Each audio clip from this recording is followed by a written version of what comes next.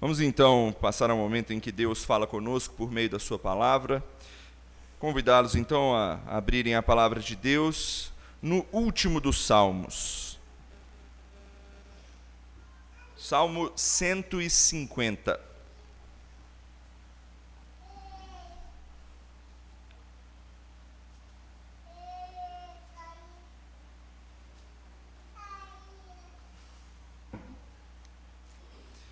Salmo 150.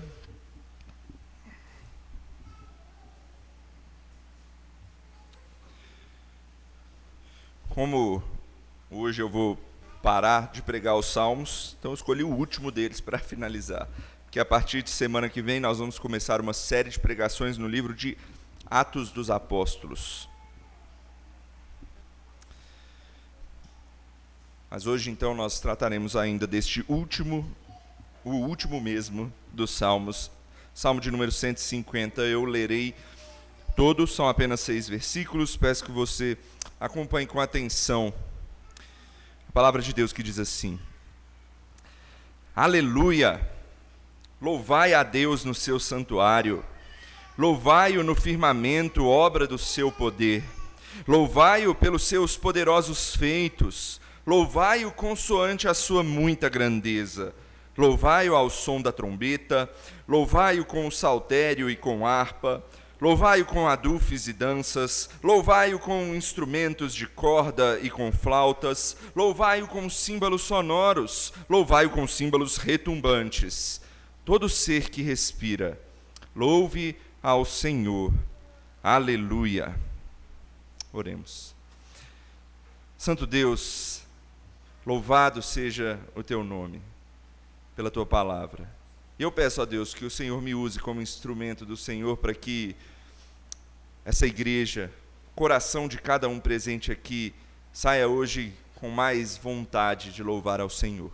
É o que eu peço no nome de Cristo Jesus. Amém.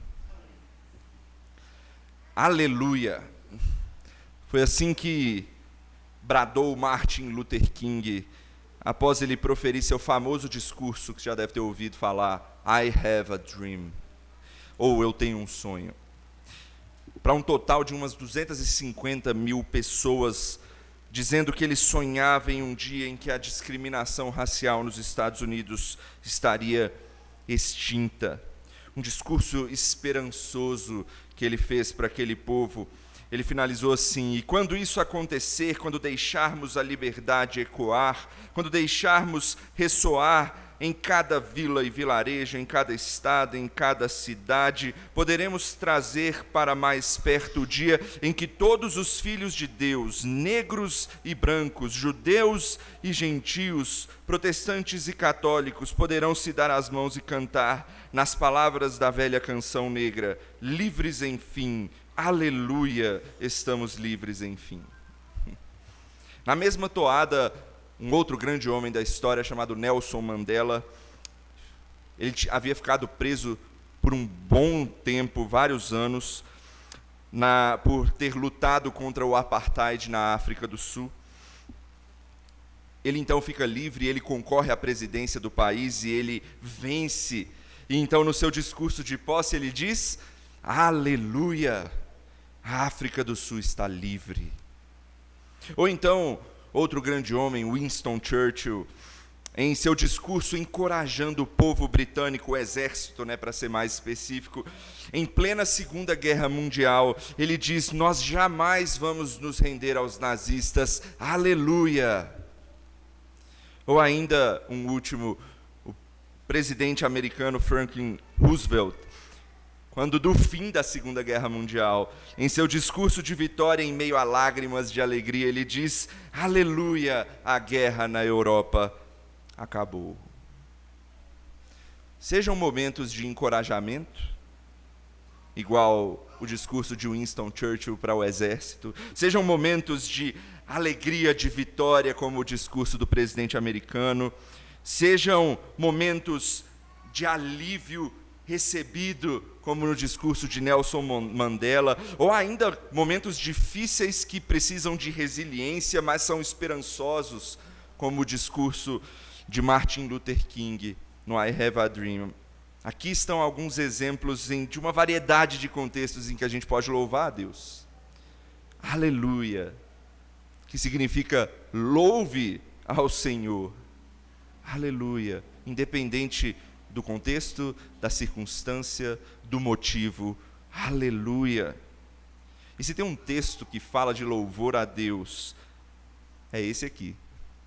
Normalmente, quando um pregador ele vai estudar para um sermão, ele pega o texto e ele lê várias vezes e ele vai tentando identificar repetições. Porque se o autor do texto está repetindo muito a mesma coisa, ele está querendo enfatizar aquilo, né? E eu não sei se você percebeu aí, mas quantas vezes aparece o verbo louvar nesse salmo? Se você contar, vai dar 11 vezes. E se você ainda contar com os aleluias, que significa louve ao Senhor, vão ser 13 vezes aparecendo a palavra louve. E perceba ainda mais, todas elas estão no imperativo. Ou seja, o salmo ele tem 6 versículos só que ele tem 13 ordens para você louvar a Deus. De duas, uma. Quando você lê isso, tem 2 hipóteses. Ou a gente está errando muito nessa ordem, e o salmista, inspirado por Deus, ele está desesperado para que a gente atenda essa ordem. E está mandando, louve, louve, louve. Porque a gente não está fazendo isso da maneira certa. Ou então, isso é a coisa mais importante que tem para que a gente aprenda. E por isso tem que ficar reverberando, repetindo, retumbando na sua mente, constantemente na sua cabeça, porque foi com esse objetivo para o qual nós fomos criados. Porque esse é o fim de tudo. Não é só o fim do livro dos Salmos, mas é bem apropriado para ser. É o fim, é o objetivo do ser humano, louvar ao Deus bendito. Certamente a segunda que eu falei é a ênfase do salmista, tá? O nosso dever, o nosso objetivo, a conclusão final da sua vida é louvar a Deus. Mas eu creio também que a primeira coisa que eu falei faz sentido também. Nós podemos e devemos melhorar muito no atendimento a essa ordem de Deus para nós. E é a respeito disso que a gente vai meditar hoje neste pequeno salmo, a conclusão dos salmos. Então, em resumo, o que a gente vai aprender é que o fim último da vida é louvar a Deus com, em e por tudo, sem exceção. Pense nisso, medite nisso. O fim último da sua vida é louvar a Deus com, em e por tudo, sem exceção. Antes de começar, deixe-me dar um panorama geral aqui para a gente contextualizar esse salmo. O livro dos Salmos ele é dividido em 5 livros, eu não sei se você conhece, mas em alguns momentos dentro do livro dos Salmos ele vai estar dividido com alguns assim, fim do livro 1, fim do livro 2, são 5 ao todo.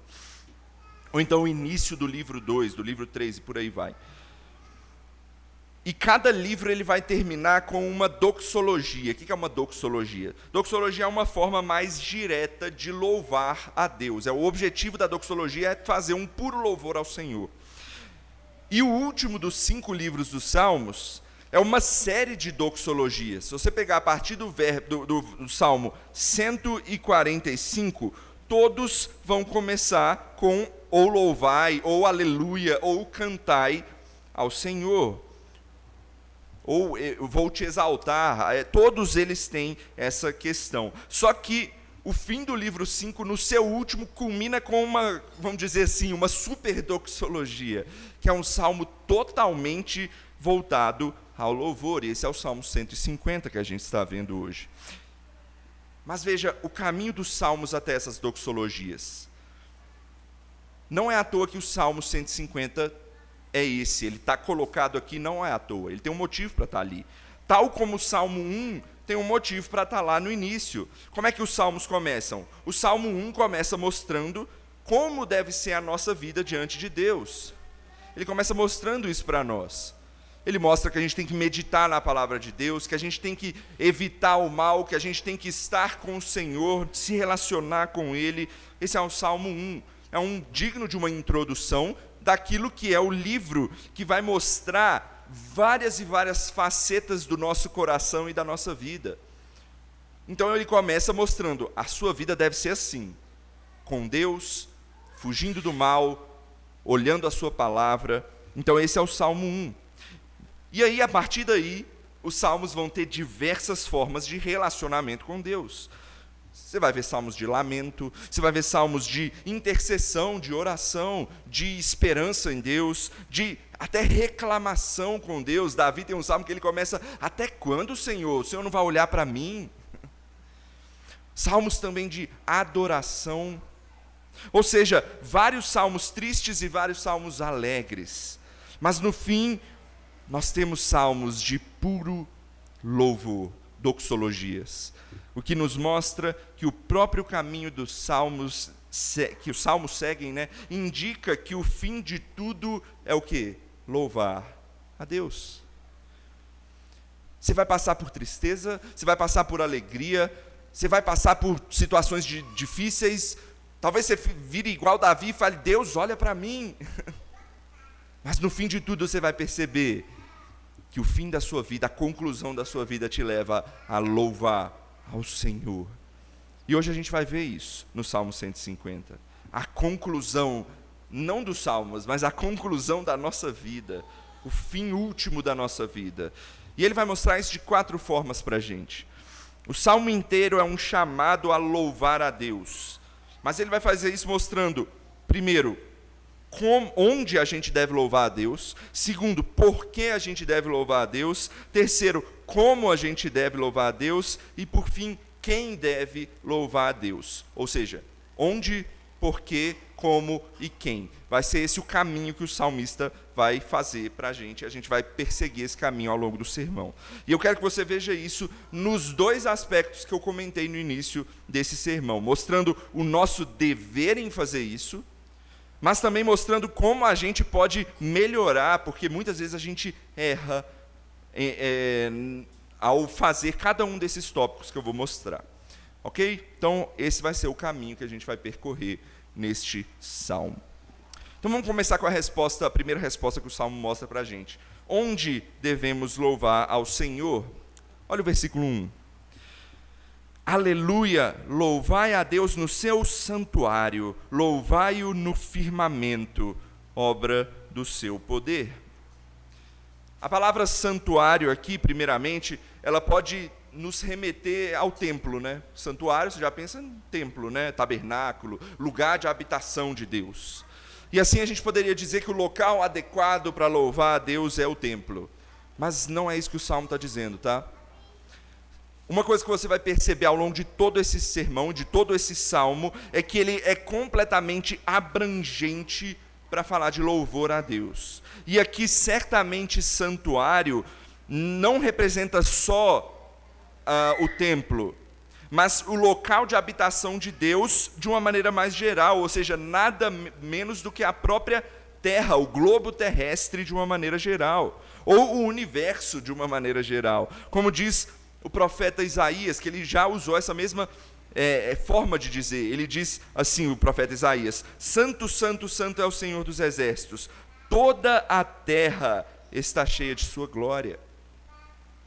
E por que eu estou dizendo isso? Porque a maioria dos versículos eles vão ter uma parte e outra que complementa para se formar o todo. E a segunda parte desse primeiro versículo vai complementar o toda a terra, que ele vai dizer que, em contrapartida, é representado pelo firmamento. O que é o firmamento? O céu. Ou seja, como Deus é o criador de todas as coisas, tanto os céus quanto a terra, não tem lugar onde você esteja que ele não deva ser louvado. Não há lugar no mundo onde Deus não esteja te ouvindo, na terra ou nos céus, sejam homens, sejam anjos. Se você for um astronauta, Deus está te ouvindo lá do universo onde você esteja, na lua que seja. Deus está em todos os lugares. Ou como diz Davi no Salmo 139, se desço ao mais profundo abismo, lá estás também. Tanto em questão física, porque Davi está mostrando as duas coisas aqui, né? Quanto em questão emocional, né? Davi está falando se eu estiver no mais profundo abismo do meu sofrimento ou da minha vida, Deus te ouve também, onde quer que você esteja. Ele está lá, em todo lugar, e esse lugar é propício para ele ser louvado. Ou seja, não há onde nesse mundo você possa se esconder para não louvar a Deus, é o que o salmista está dizendo.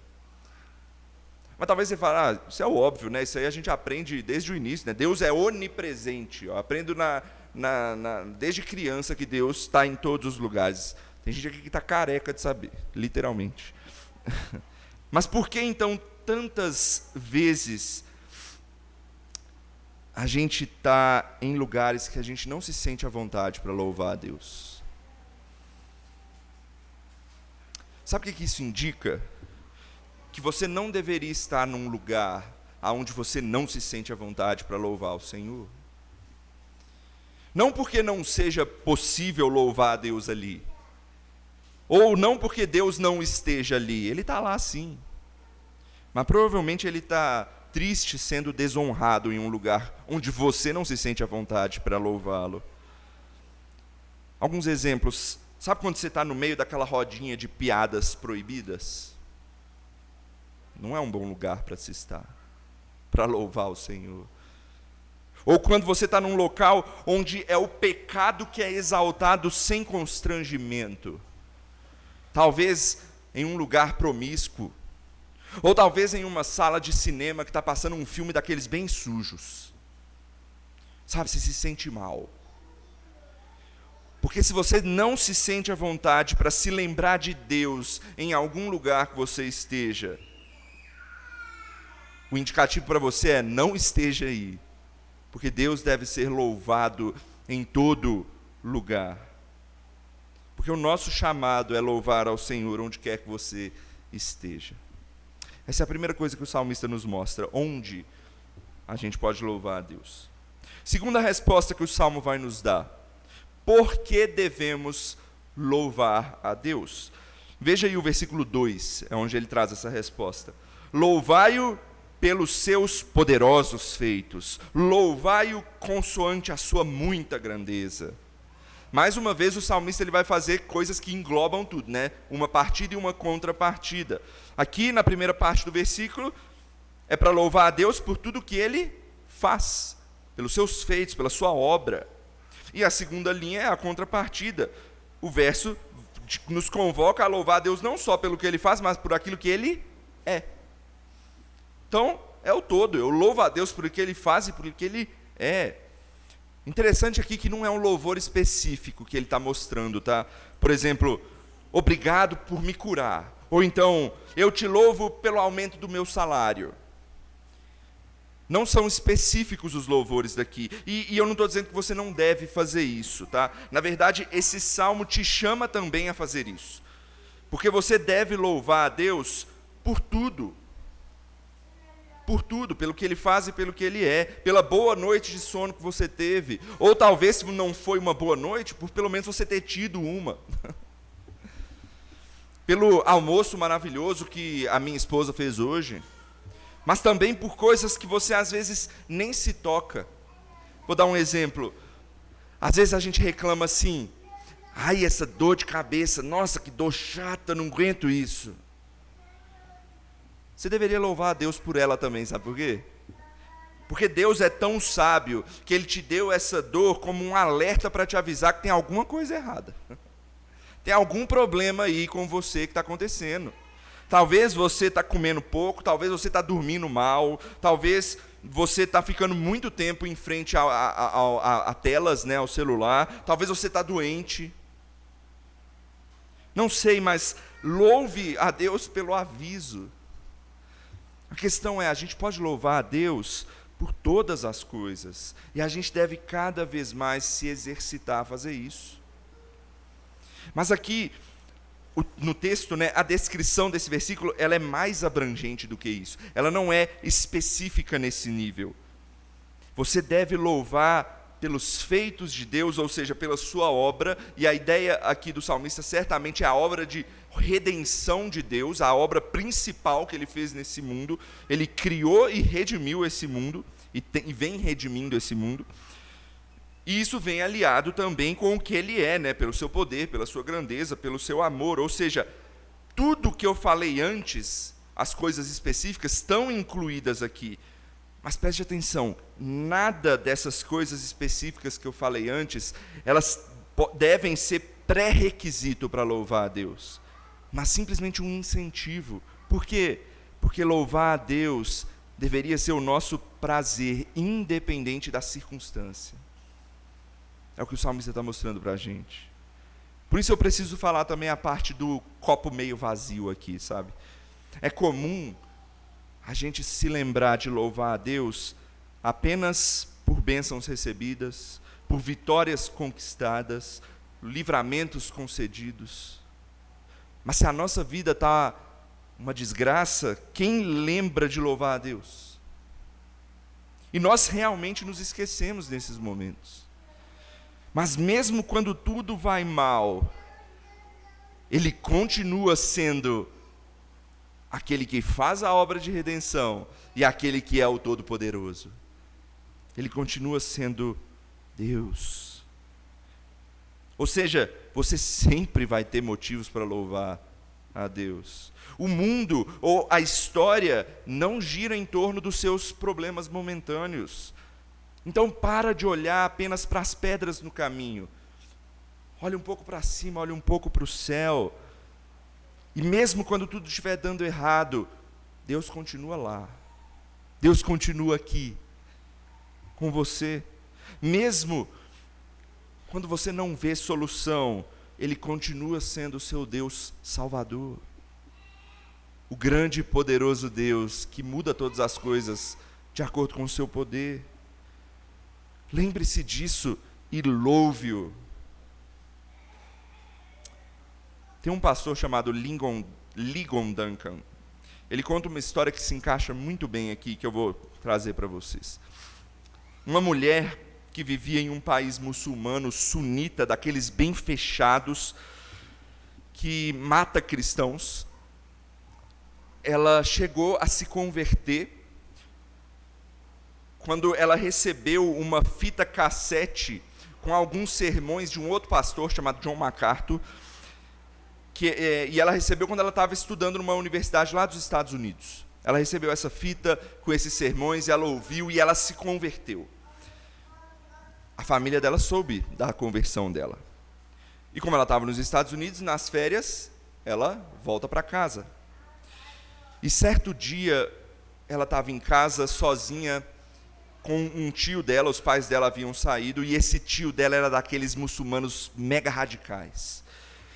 Ele então olha a oportunidade, vira para ela e fala assim: eu vou aproveitar a oportunidade para trazer a justiça de Alá sobre você, porque você desonrou a nossa família e você desonrou a Alá.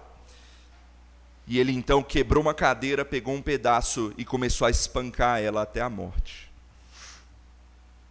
Só que nesse meio tempo, o pai e o irmão dessa mulher chegaram, e eles conseguiram separar e salvar a vida dela. E o pai disse a ela depois disso: eu vou ter que te enviar de volta para a Califórnia, senão se você ficar aqui você vai morrer. Então ela retorna para lá. Só que tinha um problema, estava ainda no período de férias, né? Foi nas férias que aconteceu isso. E como ela morava na universidade, nas férias não dava. Então ela virou para os diretores e contou o problema dela. Aí os diretores falaram: já que quem te fez fazer isso foi o John MacArthur, o pastor, aí eles falaram com ele e enviaram a mulher para lá. E a mulher então conversou, contou a história para o John MacArthur, ele logo a acolheu. Só que em seguida ele resolveu fazer uma pergunta para ela. Ele virou para ela e disse assim: o que se passou na sua cabeça quando você estava para morrer? Porque você é uma jovem, recém-convertida, com tanto ainda para viver. O que você pensou nesse momento? A resposta dela foi: o meu tio, ele tem uma religião pela qual ele mataria se fosse necessário. Mas eu, agora, tenho um Salvador pelo qual eu morreria se fosse necessário.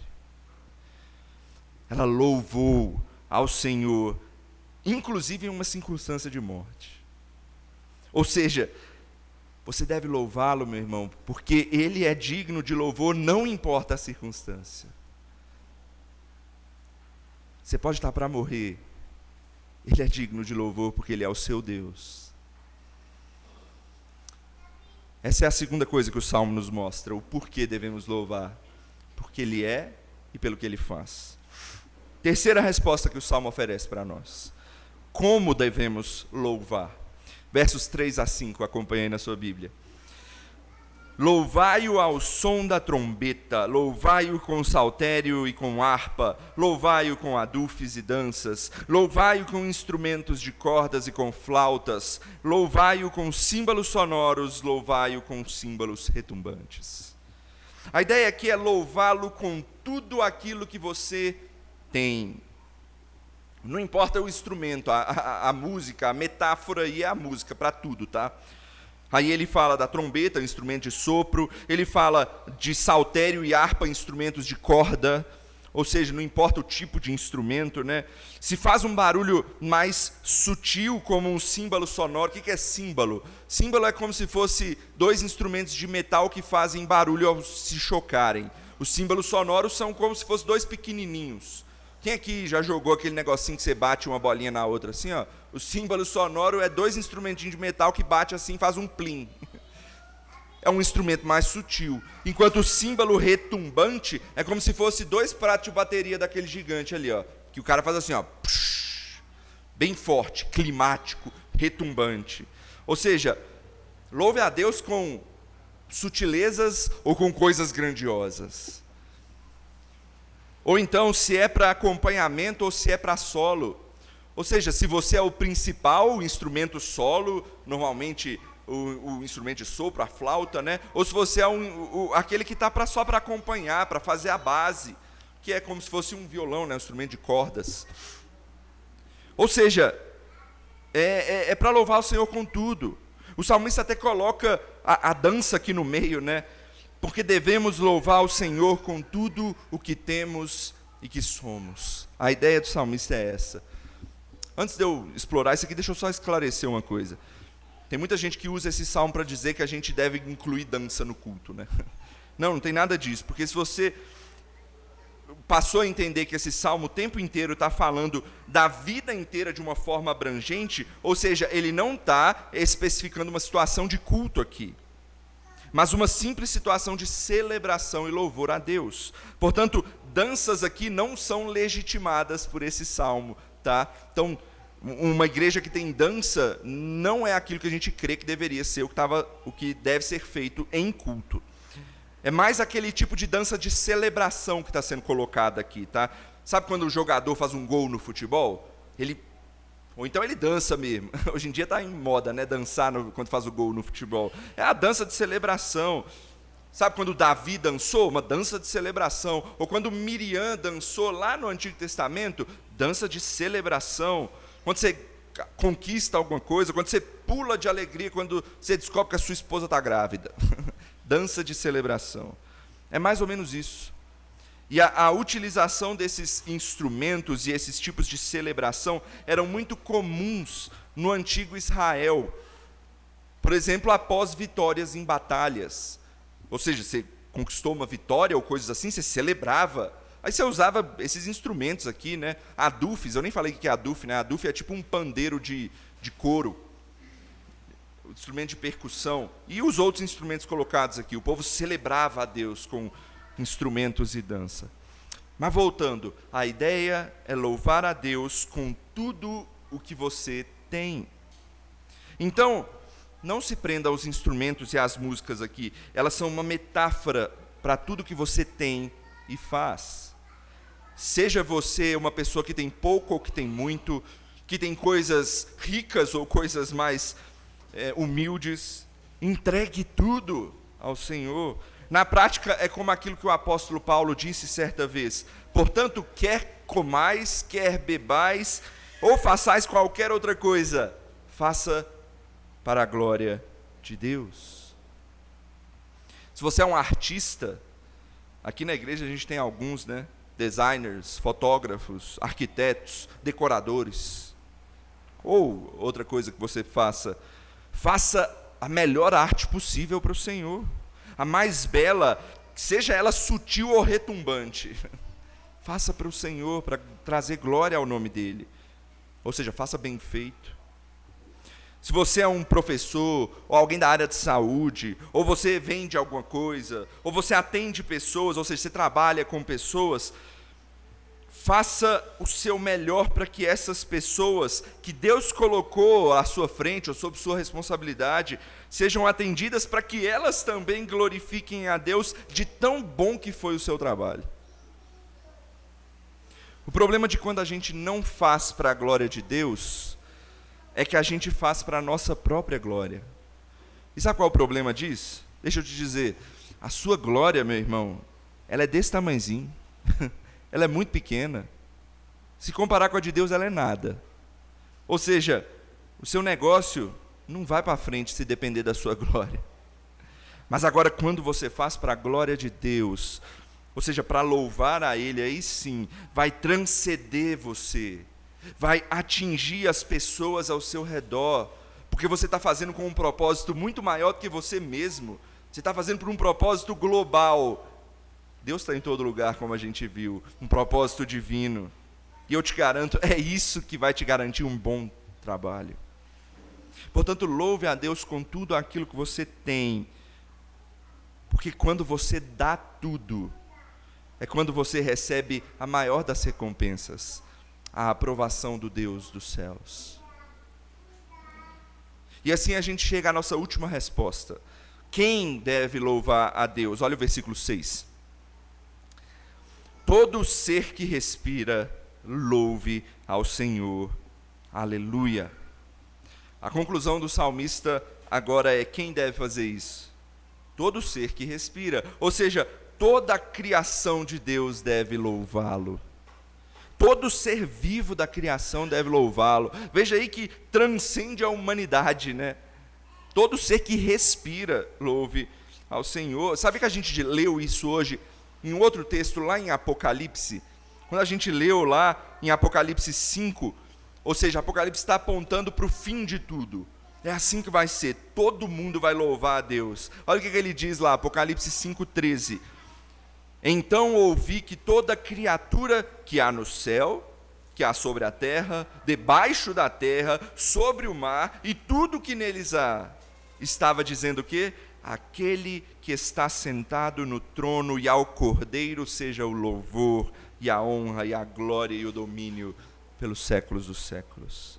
Ou seja, tudo o que há no mundo deve dar louvor àquele que merece louvor, ao Criador de todas as coisas, ao benfeitor de tudo. E aqui nós temos um claro mandato missional, né? Porque se todo ser que respira deve louvar ao Senhor, e eu sei que nem todo ser que respira louva ao Senhor, eu devo obedecer ao chamado missional que Deus nos deu de ir a todo mundo e pregar o Evangelho e fazer discípulos, a fim de que todos louvem a Deus, como está sendo mandado aqui. E esse é o nosso fim último.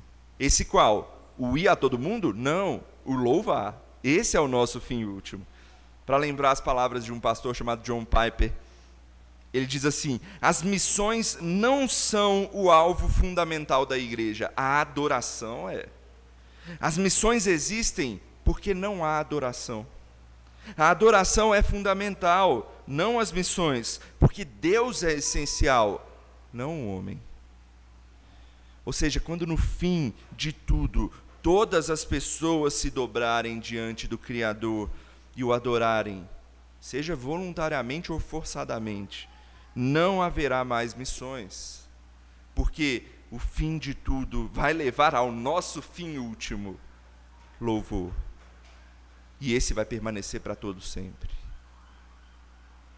Queridos, foi para isso que Deus criou você, para louvar a Ele. É isso que nos completa, é isso que nos alegra, é isso que nos transforma. O pecado pode estar cegando você para isso.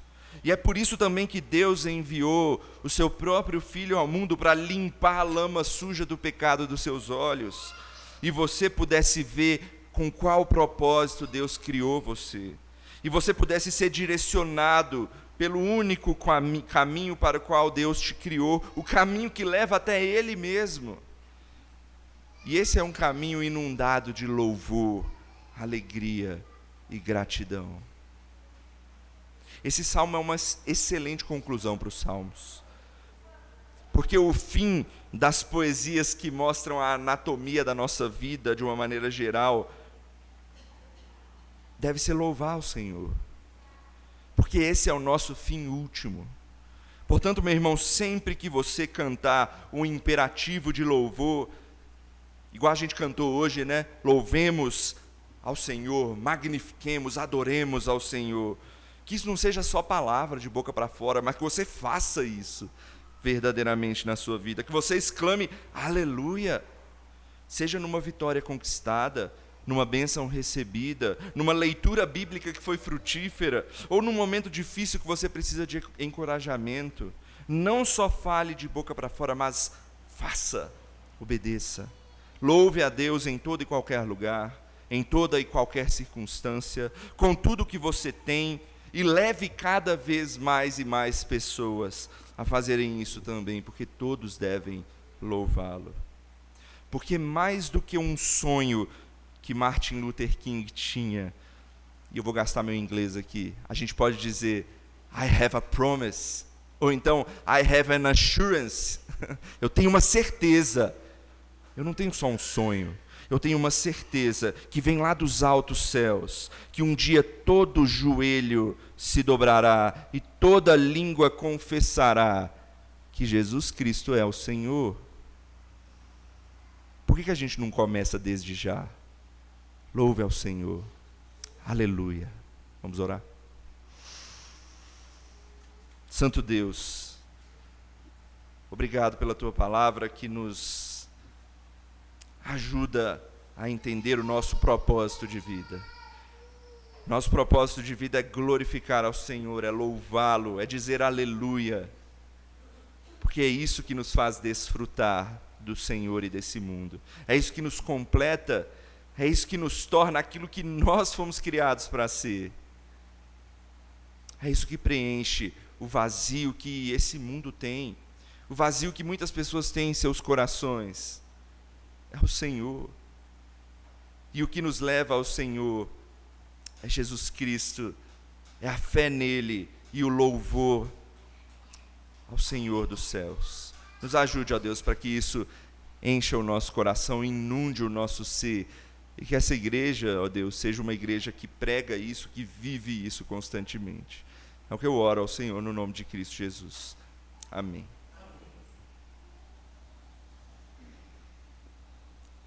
Nada melhor do que a gente cantar, então,